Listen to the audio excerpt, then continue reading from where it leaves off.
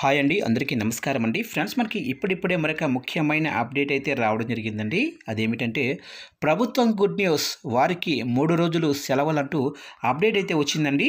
అయితే ఇందుకు సంబంధించిన పూర్తి వివరాలు అయితే మన వీడియోలో తెలుసుకుందామండి.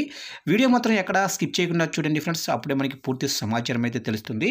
ఇక ముఖ్యంగా లైక్ చేయండి ఫ్రెండ్స్. లైక్ చేయడం వల్ల మనకు తెలిసిన ఇన్ఫర్మేషన్ ఇంకొంతమందికి అయితే తెలిసే అవకాశం ఉంటుంది. లైక్ చేయండి ఫ్రెండ్స్.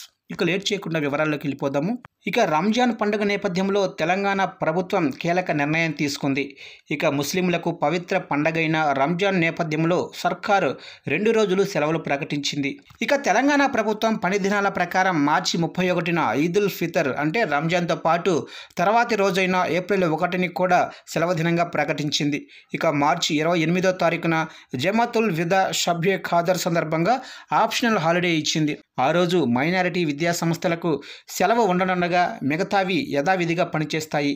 అయితే గత ప్రభుత్వం అధికారంలో ఉన్నప్పటి నుంచి బోనాల పండుగ మరుసటి రోజు, అలాగనే క్రిస్మస్ మరుసటి రోజు, రంజాన్ మరుసటి రోజు కూడా సెలవు ప్రకటించడం ఆనవాయితీగా వస్తుండగా ప్రస్తుత ప్రభుత్వం కూడా ఆ విధానాన్నే కొనసాగిస్తుంది.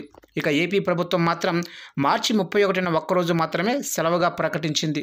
ఇక రంజాన్ పండుగకు ఒకరోజు ముందే ఉగాది పండుగ వస్తుండగా ఆ రోజు ఆదివారం కావడంతో ప్రత్యేకంగా సెలవు ప్రకటించాల్సిన అవసరం లేకుండా పోయింది.